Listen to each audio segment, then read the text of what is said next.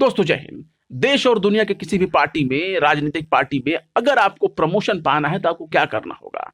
अच्छे से अच्छे काम करने होंगे। आपके जो प्रशासक, जो ऊपर के अधिकारी होंगे या राजनीतिक दल के जो बड़े बड़े नेता होंगे, उनके बताए गए निर्देशों का पालन करना होगा, ईमानदारी से काम करना होगा। लेकिन भारत में इसका नियम उल्टा है, और खास तौर से भारतीय जनता पार्टी में, जिसके जिसके पार्टी के नाम के शब्दों में भारत भी लगा है, जनता भी लगा है और पार्टी तो वो खुद है ही। वहां यह है कि अगर आपके अंदर मुसलमानों को मारने की, काटने की, उनकी हत्या करने की, उनके बलात्कार करने की, यानी उनके साथ जो है बुरा काम करने की अगर आपके अंदर सलाहियत है, अगर आप जहरीले भड़काऊ भाषण देने में काफी माहिर हैं और आप खुले मंच से मुसलमानों को गाली देने की हिम्मत रखते हैं और बोल देते हैं, तो आपके खिलाफ कोई कार्रवाई नहीं होगी। क्योंकि यही है क्वालिटी जिसके आधार पर आपको आगे बढ़ाने का भारतीय जनता पार्टी में काम होगा। आपको प्रमोशन मिलेगा, आपको डिमोशन नहीं मिलेगा, प्रमोशन मिलेगा। और यही ताजा मामला सामने आया है हरियाणा से। हरियाणा में जो व्यक्ति, यानी कर्णी सेना का जो व्यक्ति अभी कुछ दिनों पहले तक आसिफ हत्याकांड की मॉब लिंचिंग वाले मामले में जिस तरीके से इन लोगों ने, यानी कर्णी सेना का सूरजपाल आमू, इसने वहां पर महापंचायत बुलाई थी कई गांवों को लेकर के, कई इलाकों को लेकर के, और खुलेआम मंच से, खुलेआम 50,000 की भीड़ से मुसलमानों की हत्या का समर्थन किया था और कहा था कि क्या हम अपने बहन बेटियों के ऊपर जो निगाह लगाते हैं या उनके साथ जो गलत काम करते हैं, क्या हम उनकी हत्या भी नहीं कर सकते? तो भाई, कानून नाम की कोई चीज है कि नहीं है? अगर ये आदिम व्यवस्था है, यानी कि ये पूरा पाषाण काल की व्यवस्था है, फिर तो आप भी लाठी लो, वो भी लाठी ले, लोग आपस में कट मर के मर जाएं, फिर तो कोई कानून नाम की कोई चीज रहेगी नहीं।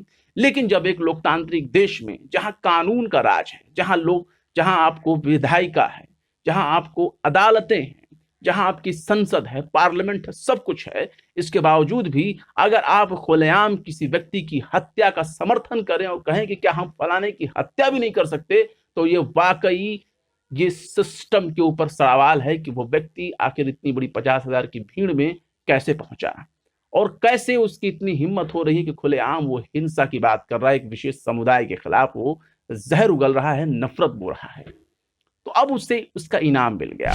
इनाम इसे मिला है भारतीय जनता पार्टी में प्रवक्ता के पद का। तो सूरजपाल आमू जो नफरती आदमी है, जिससे बहुत से लोग आतंकवादी की संज्ञा दे रहे हैं। आतंकवादी का मतलब क्या? जो आतंक के बल पर अपना काम करे। तो इसने जिस तरीके से आतंक मचाया हरियाणा में, इस नफरती चिंटू को जो है भारतीय जनता पार्टी का जो हरियाणा जो कैडर है, उसने इनको प्रवक्ता बना दिया। और प्रवक्ता बनाया तो क्या बनाया? बाकायदा वहां का, गुरुग्राम का इनको प्रवक्ता बनाएगा। ऐसा नहीं कि पहले इनका भारतीय जनता पार्टी से कोई ताल्लुक नहीं था, भारतीय जनता पार्टी का इनसे पहले से भी ताल्लुक था, लेकिन उस वक्त कुछ ऐसे मामले हो गए थे जिसकी वजह से इनको हटा दिया गया था कुछ समय के लिए। और क्या था? वो भी एक सुनियोजित रणनीति थी। और आपको बता दें कि बीजेपी हरियाणा का जो प्रदेश अध्यक्ष है, स्टेट जो वहां के अध्यक्ष हैं, उन्होंने खुद जो है ट्वीट करके सूरजपाल आमू को प्रवक्ता बनाए जाने की जानकारी दी। इसके विरोध में जो है विनोद कापड़े ने भी इनके ट्वीट को रिट्वीट करते हुए सवाल पूछे हैं प्रधानमंत्री मोदी से भी।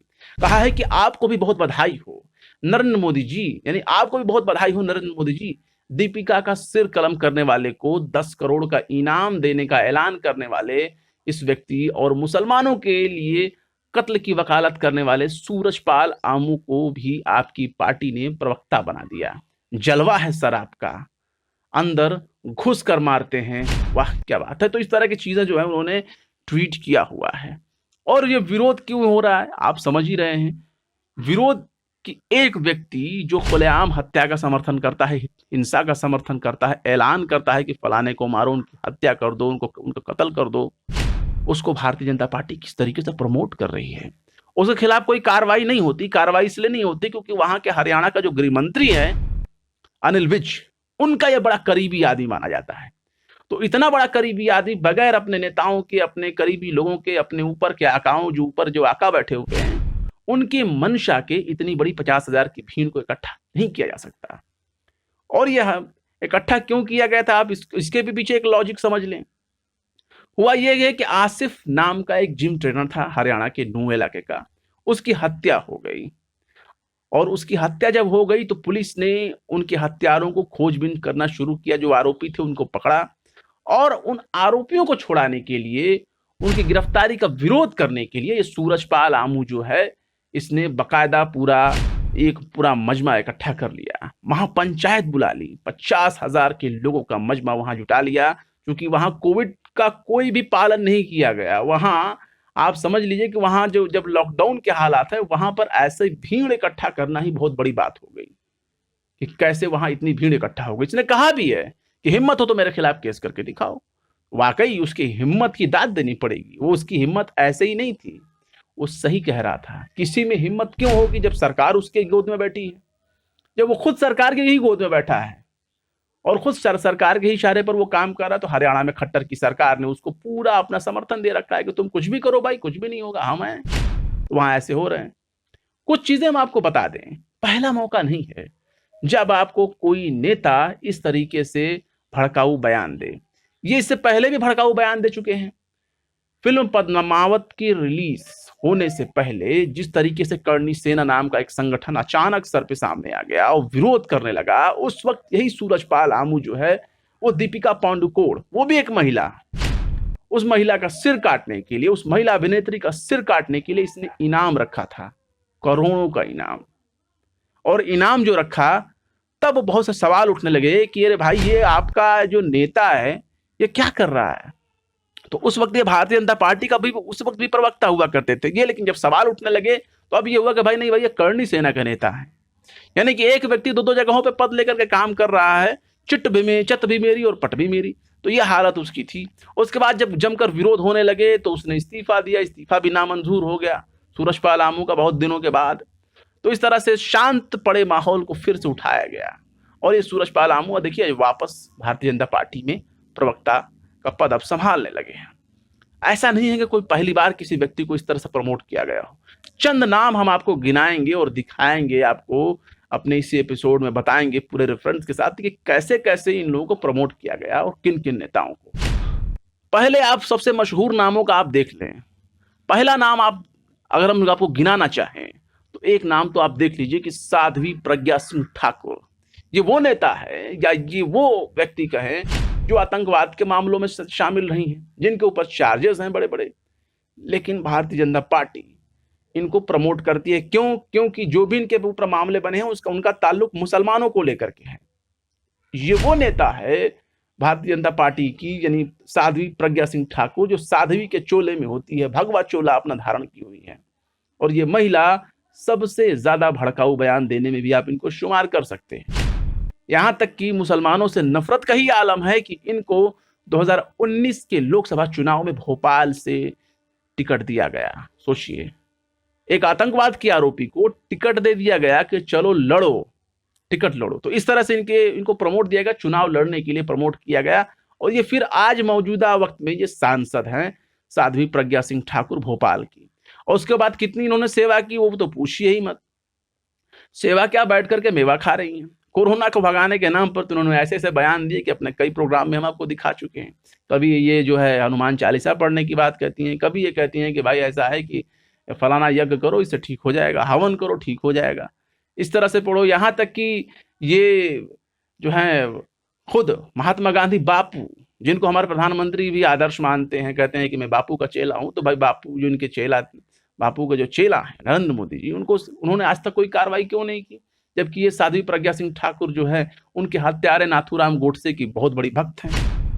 यहां तक कि इन्हें गोडसे प्रेमी गैंग का मुखिया भी माना जाता है। मीडिया हलकों में सीधे तौर पर कहा जाता है कि गोडसे की सबसे बड़ी समर्थक अगर कोई है नाथूराम गोडसे की, तो साध्वी प्रज्ञा सिंह ठाकुर। ऐसा पहले भी कर चुकी हैं। महाराष्ट्र में जो एटीएस के जो एक तरह से बहुत बड़े ऑफिसर हुआ करते थे, हेमंत करकरे, उनको भी ये कहती हैं कि मेरे श्राप लगा है, मेरे श्राप से जो है वो जो है वो मारे गए।